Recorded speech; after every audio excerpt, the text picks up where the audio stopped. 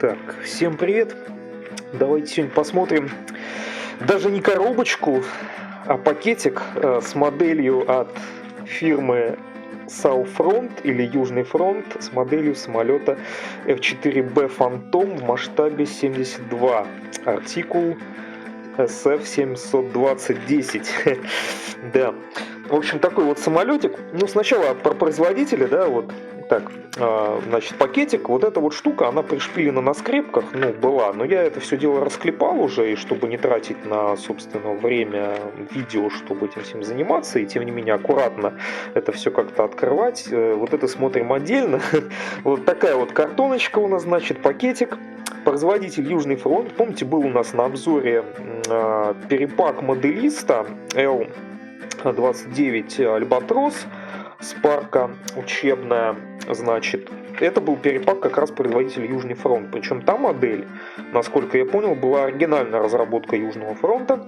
То есть русско-российский производитель, вроде бы как ныне здравствующий, я не совсем уверен, реально существует он что-то производит, или может быть это просто завалявшаяся на складах модель. Ну, надеюсь, что у них все хорошо и они работают. Да. А вот это, собственно, выпуск самого Южного фронта, но при этом модель уже разработки не Южного фронта. То есть вот это вот пакетик, вот этот пластик, эти литники, эти пресс-формы, это по факту у нас производитель Nova, насколько я понимаю. Оригинальная разработка модели это где-то 75-й год, ну потом она там перепаковывалась, модифицировалась, 80-й год и что-то такое. То есть, ну, сами понимаете, масштаб древности. Nova, которая потом вроде была Фрок или что-то такое, это какой-то такой затерянный в веках такой великий атлант авиамоделизма, про которого знают моделисты, видимо, преклонных лет и старшего поколения, то есть для них это все какая-то еще такая воспоминание о чем-то реальном, то есть, ну, сами понимаете, если модели в 75 году выпускались, да, то есть какая там история тянется. В общем, они что-то про это помнят, что-то могут сказать. Я, как и вообще такой сомнительный авиамоделист и, скажем так, относясь к другому поколению, сказать об этом ничего не могу. Единственное, что очень вроде известный производитель с большой линейкой, и до сих пор их пресс-формы, судя по всему, еще куча кем используются. Как российскими производителями, там, возможно, иностранными. Но в основном, наверное, конечно, российскими, потому что, ну, наверное, банально дешевле перепаковывать, я извиняюсь, дровишки 75 года, да, конечно, чем даже производить свое литье низкого давления. Ну да ладно, не будем никого критиковать огульно. Вот что у нас написано, что Ростов-на-Дону, Южный фронт. И помимо этого у нас что еще? Вот такая вот картоночка, типа, ну, не бокс-арт, а получается такой вот арт, скажем так, у нас. А на обратной стороне у нас присутствуют, ну, наверное, еще какие-то модели Южного фронта. Не совсем понятно, что перепаки, что, возможно, что-то свое. Не изучал. И типа схема окраски и нанесения декалей. Вот у них еще магазин с сайтом есть. Ладно, такая вот. Ну, скажем так, по упаковке, типа, это не то, чтобы даже дешман вариант упаковки. Это вариант упаковки, наверное, дешевле некуда. То есть дешевле, наверное, только на вес литники совком рассыпать прямо в руки, я не знаю. Ну, просто на самом деле были такие модели, вот я реально помню, их еще, кстати, можно, что удивительно, встретить даже в продаже. Были где-то в 90-х годах, что-то такое на рубеже, продавались модельки, которые были запакованы вот ровно так же. Там какие-то, блядь, подводные лодки и что-то такое было. В общем, там производитель забыл, вот это какой-то Костромской или кто-то там такой был. Вот они до сих пор, значит, продаются. Вот, короче, я такой формы упаковки не видел где-то с 90-х годов прошлого века. Ну, как видите, так сказать, реалии, они возвращают к жизни некоторые, шутка, моменты.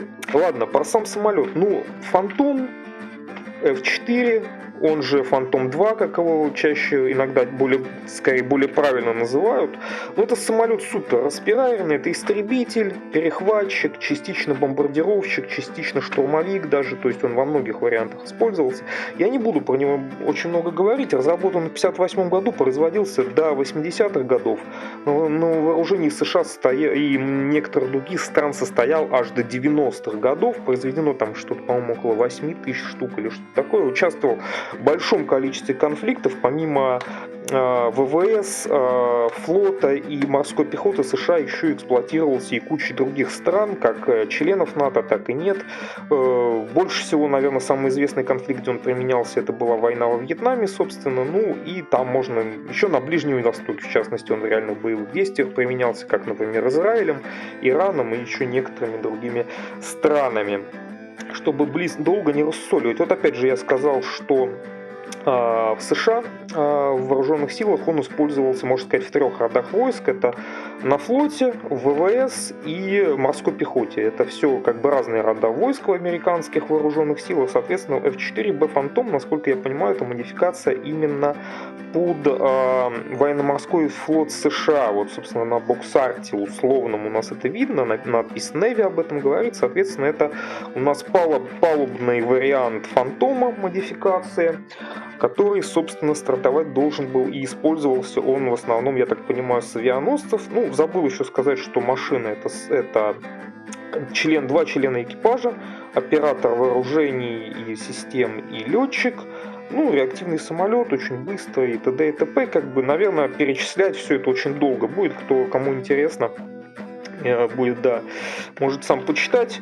Да, песню «Чужа» про Фантом все знают, наверное. Вот, кстати, в песне «Чужа» почему-то абсолютно не учтено, что у Фантома 2 члена экипажа, и песня исполняется от лица пилота, который, судя по всему, вообще не парится даже после сбития о том, что у него был 2-й член экипажа. Он там что-то прицелом сам нагибается и рулит, несмотря на то, что в реальности у Фантомов был оператор вооружения, это отдельный член экипажа. Ну да, собственно, и ладно, давайте смотреть саму модель. Так, значит, такой вот пакетик, это после отделения от скрепочек, скажем так, боксарта, у него, как оказалось, грамотно сделанный пакетик, хотя бы так, то есть его даже не надо резать, он заклеен. И в пакетике у нас, да, мятая декаль. Ну, скажем так, понятно, что пакетик это в плане защиты модели при транспортировке, это, наверное, самое, такое опасное, что можно представить. Ладно, ну, в целом, надеюсь, ничего страшного не произошло. В пакетике у нас инструкция вот таком на микролистике, вот сейчас мы ее посмотрим, лист декали, защитной бумажкой, которая не защитила эту самую вот декаль, судя по всему, от сминания. Я так понимаю, она больше всего из всей модели, собственно, и пострадала. Декаль у нас такая с маркировкой Southfront. Наверное, это они сами где-то делали или заказывали. Ну, соответственно, декаль такая довольно обширная. Для 72-го масштаба, конечно, ну, слегка помялась. Надеюсь, что она помялась не сильно, конечно, на ее качествах сыграет, но это по факту, да, собственно, ее нанесение вряд ли будет понятно. И литники с пластиком, соответственно, у нас 3 штуки литников, значит, и один не литничек, а вот исключительно отдельный фонарь кабины из такого отдаленно можно назвать его прозрачным пластика, на котором, ну ладно, пластик мы, собственно, обсудим отдельно. Сначала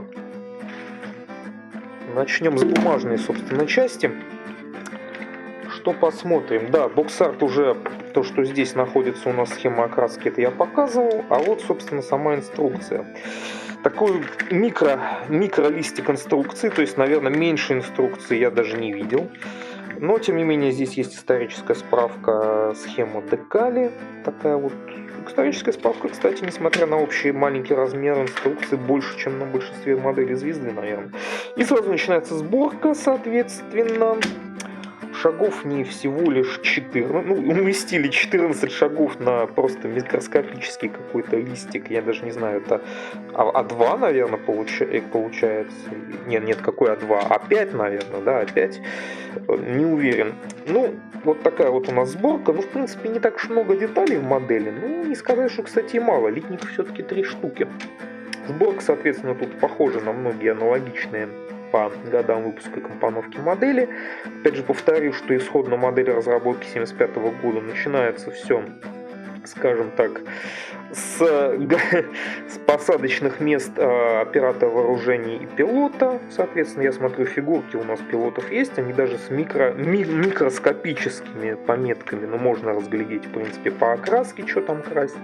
Стойки шасси как заднего, так и переднего. Сразу же появляются и пилоны с вооружением уже на буквально следующих шагах. Ну, опять же, понятно, никакой информации, что за вооружение и есть ли вариации. Ну, насколько понимаю, вариаций по вооружениям нет. И к 8-му шагу у нас происходит, собственно, стыковка половин корпуса. Корпус располовинен вот так вот вдоль. Соответственно, сразу здесь устанавливаются места пилотов оператора. Здесь же и подвесные баки, насколько я понимаю. Или что это такое у нас? Очень похоже на подвесной бак, но не уверен. Вот так мы склеиваем. Соответственно, будет там шов, конечно. Ну да ладно. Потом у нас, значит, сопла двигателей появляются, хвостовое оперение, крылья, опять же, все это отдельные детали, то есть выравнивать это, наверное, без какого-то специальных каких-то ухищрений, без, может быть, специального стапеля или чего-то такого, конечно, будет тяжело, чтобы соосность, скажем так, этих крыльев и хвостового соблюдать.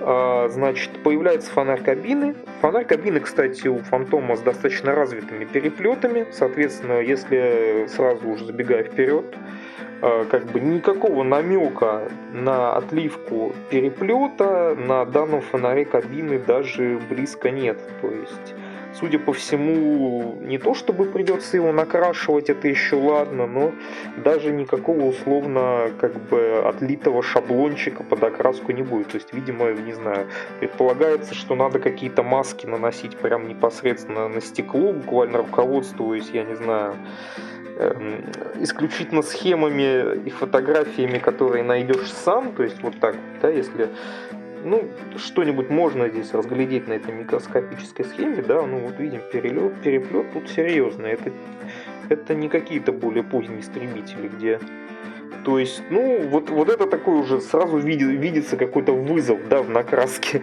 из коробочного фонаря кабины, то есть он мало того, что достаточно мутный, но как бы вот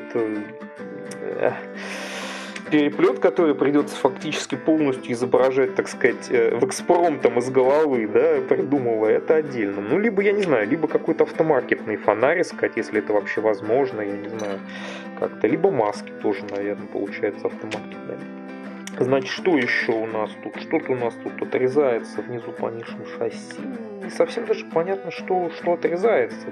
Что-то мы должны вот здесь вырезать, но что вырезать, видимо, будет понятно только по сборке. Какие-то непонятные детали, вот что это врезка означает. Наверное, этот самый, забываю все время название, судя по всему, круг для цепляния за стропы тормоза при посадке на палубу авианосца. Судя по всему, да, это, видимо, какая-то деталь как раз именно для палубного Фантома. Все время называю правильное название этой детали. Но, в общем, вы поняли, о чем я говорю. Появляются стойки шасси. Ну, отдельно, чтобы как-то была обозначена вариация на вариант с убранным шасси и выпущенным, я не вижу. Судя по всему, нам в основном освещают только вариант с убранным шасси, с выпущенным шасси. Ну, судя по всему, наверное, вариант с убранным шасси, он, судя по всему, наверное, ничем особо не усложняется. То есть закрыть створки, и, наверное, у нас будет, скажем так, полетный Фантом. Ну, все очень микроскопическое. Вот опять же шасси под крылья, задние стойки ставятся со своими щитками, что-то там по мелочи еще. Так не очень я понял, что мы тут должны, собственно, вырезать вот на этом этапе. Ну, видимо, придется разбираться самим. Что-то нам надо вырезать. Что-то по нишам шасси мы вырезаем.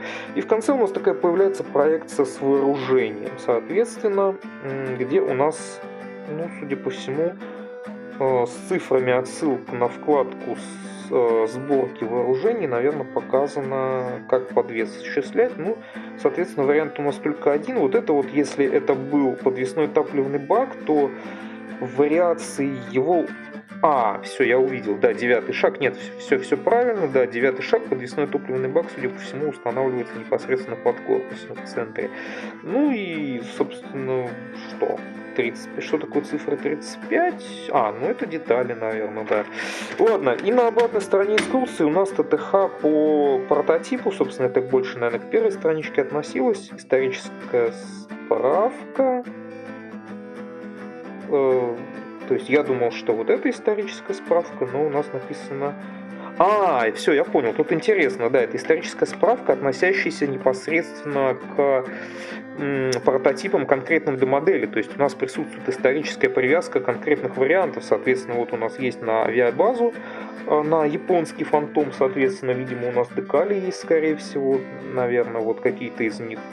И у нас есть на флот, на американский флот, 66-й год, разгар холодной войны, скорее всего, вьетнамской войны в том числе, скорее всего, возможно, оттуда, соответственно, с авианосца Китти Хоук, даже конкретно написаны члены экипажа. Ну, точнее говоря, и японский, и с Китти Хоука это американские самолеты, просто первый базировавшийся в Японии, а второй базировавшийся на авианосце непосредственно. Тут, кстати, даже написано, что они попали в плен, повреждены зенитным огнем. Ну, кстати, вот, неплохо. То есть гораздо даже более дорогие, скажем так, и, более презентабельно сделанные модели иногда у нас не балуют. У нас такой подробной привязкой к конкретным моделям. Соответственно, помимо этого, декали, да, если что, кому интересно, вот я все время ее смотрю, декали обозначены все номерами. И на схеме, вот этой самой схеме, если можно ее так назвать, все декали тоже пронумерованы, куда их клеить. Но единственное, что, конечно, большой минус, то есть нужно, я даже не знаю, каким зрением, какими приборами нужно обладать, чтобы вот настолько некоторые мелкие элементы декалей, да, вы видите, техничка тут кое-какая присутствует, это, всегда на декалях самолетов куча всего, то есть разобраться и понять, как вот это вот декали, особенно самые мелкие декали, как их нанести. Вот. То есть, то ли, я не знаю, искать какую-то, может быть, инструкцию прототипа нововского, фроговского, если только эта декаль не разработана самим. То ли, я не знаю, может быть, где-то в интернете поискать какие-то инфу по прототипам. Потому что, по такой вот масштабу, вот такой схеме декалей, это какой-то кошмар на самом деле. То есть еще цвета еще как-то можно понять по окраске, да, но вот с мелкими декалями это, конечно, ужас. Это прям недостаток серьезный, помимо фонаря смешного. Ну и у нас тут краски присутствуют, да, краски тоже у нас присутствовали в инструкции по мелким всяким внутренним деталькам. Они также присутствуют у нас и на схеме окраски, вот тоже вот этими баночками они обозначены. И краски дает у нас Южный фронт на Мистер Колор, что неплохо, кстати, причем и на Мистер, и на Хобби Колор, по-моему, то есть и на сольвентные, и на спиртовые акрилы, прям два варианта везде дано. На звезду дает, очень неплохо тоже, кстати, и на моделист. Моделист, кстати, кое-какие цвета совпадают со звездой по наименованиям, а кое-какие не совпадают. ТТХ самого фантома, да, мы уже смотрели. Давайте смотреть пластик тогда. Бумагу мы, получается, всю изучили. Что по пластику у нас? Так. Сначала крупные литники. Значит, вот литник с одной половиной корпуса, одним крылом и хвостовым оперением, а также различные ракеты. К сожалению, не могу сказать, какие из них воздух-воздух, какие что. Да. Вот такой вот половина корпуса. Расшивка, да, 75-й год. Внешняя расшивка, то есть рельеф наружу. Как, конечно, прокрашивать, потом проливать такую расшивку не совсем понятно. Вот как раз будет случай, изучите, так сказать, технологии мезозоя. Виден, значит, облой. Четенько. Его, в принципе, я уже посмотрел довольно много. Не то, чтобы он какой-то прям сильно огромный, но он, собственно, есть, его придется удалять. Мелкий такой облой вот на таких поверхностях, это все придется разыскивать, каким-то образом удалять, убирать на крыльях. Практически такое ощущение, что какое-то количество облоя есть почти на всех деталях. Собственно, технология литья низкого давления и очень старые пресс-формы. В принципе, это выглядит ожидаемо, скажем так. Какие-то вот еще есть дефекты на деталях. Вот тут видно кое-что по мелочи. Непроливы, какие-то следы, какие-то царапины. Чего еще ожидать от такой модели по такой демократичной, скажем так, цене. Значит, вот так вот у нас выглядит. Ну, вооружение ракеты сделано очень примитивно, скажем так. Вторая деталь, где вторая половина корпуса, как мы видим, да, хвостовое. Ну, хвост, собственно, вот как правильно эта деталь, не помню, она у нас присутствует полностью на одной половине, а здесь у нас все это смыкается без хвоста, но вторая половина, которая отлита абсолютно, судя по виду, точно так же. Второе крыло. Воздухозаборники, детали, все это по краям в облоечке в таком, сопла двигателей тоже, внутрянка, не совсем помню, была у них какая-то внутрянка у Фантома, ну в плане того, что что-то, ну по-моему нет, по-моему тут даже особо, то есть детали сопел двигателя, они даже не сквозные, как в принципе сейчас удается, по-моему, пролить даже в вариантах, хотя с литьей низкого давления, возможно, как раз и проблема пролить сквозные сопла, но вот как видите, они тут просто такие глухие, такие плошки, да, которые, ну я уж не знаю, высверливать что-то возможно ли в данной ситуации, нужно ли это делать, либо просто черным цветом симулировать, так сказать, там непроглядную тьму внутри этих сопел, потому что, конечно, в реальности, ну, сопла, конечно, не заканчиваются таким забавным дном с каким-то там еще дефектом литья.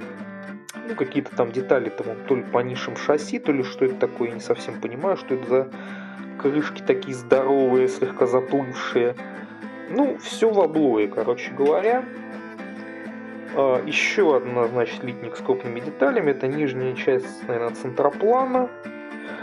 Вот, судя по всему, по вырезанию, да, когда смотришь на пластик, понимаешь, о чем, собственно, там была речь. Про вырезание ниши с шасси у нас просто отлиты глухими, скажем так. То есть у нас единственное немножко проглядывается след, но по факту только внутри есть выштамповка под нишей. То есть нам такой достаточно толстый пластик буквально предлагают выпиливать, выпиливать вручную. Причем, ну, насколько я так зрительно понимаю, что, в общем, тут даже на вариант полетный этот без модификации такой вот не пойдет, потому что тут просто не отлиты, собственно, как бы, ну, не отлит видимый шов, да, на вот этих створках задних шасси. Соответственно, даже для варианта полетного все равно, скорее всего, нужно вырезать, там ставить эти створки обратно. Но вот по ощущениям пластик здесь толстенный, то есть это нифига не какая-то там толщина бумаги, да, которая там срезается просто на ура. То есть тут реально толстенный пластик, то есть вот единственная вот такая вот есть отливка внутри, то есть которая, видимо, как граница какая-то нам позволит, как шаблон, то есть мы это отрезаем, потом как-то это зашкуриваем, выпиливаем. Ну, короче, это реально запил. То есть тут прям запил, прям он не то, что, как бы, вот, знаете, опциональный, да, а тут прямо из коробки настоящий распил, запил. Это, короче, понадобится, возможно, рубанок, стамеска, топор, ну, то есть буквально прям в инструкции об этом мы читаем. Значит, члены экипажа 2, дичайше заплывших, но размер как бы мутный фонарь позволяет нам, да, немножко скрадывать их убогость некоторую. Значит, гондола условно для них вот тут их, собственно, кресла посадочные, я что-то даже не понимаю где. Если честно, они вообще были у нас кресла экипажа. Как бы кресло, все понял, кресло отлиты. Вот это кресло на самом деле. Ну, пилоны, подвесы, вооружение, опять же, вооружение. Нет, не совсем понимаю, что это такое. Вот этот литник прям выглядит плохо, если честно, прям откровенно, конечно, плохо. То есть тут прям лютейшие какие-то заплывшести, тут какие-то криво очень много отлито, прям это прям видно. То есть я даже не совсем понимаю, что это за элементы, но они отлиты максимально плохо. Да, расшивка везде та же самая, внешняя, да. И последний литник, где у нас, собственно, вооружение. Ну, кстати, не совсем понятно, потому что вооружение вроде как... Номера деталей, кстати, у нас есть же, да? 60, 81. Они у нас вообще в инструкции присутствуют, эти детали, нет? Присутствует 18, да. Это, по-моему, бомбы какие-то или что-то такое, да. Но они вроде, да, они у нас есть в инструкции, то есть это не какая-то там, не какой-то другой опции. Это все, да, действительно у нас есть шасси. Вот такой вот здесь присутствует несколько странноватого вида. Присутствует подвесной топливный бак, еще какие-то детали, створки, шасси или что-то такое, не совсем понимаю. Ну, в общем, вооружение раскидано по всем литникам. Отлито оно, как можно сказать, тоже так же отвратительно, как и все остальное. Ну и, в общем, на чем можно, наверное, постепенно заканчивать этот фильм, фильм ужасов. Ну, как бы из единственных плюсов модели, да, наверное, модели данной можно, наверное, назвать, я подозреваю, это, наверное, самый, мне кажется, дешевый Phantom F4 на рынке. На этом, наверное, плюсы данной модели заканчиваются. Да, вот такой вот экземпляр Panopticum из 1975 года от фирмы Южный фронт.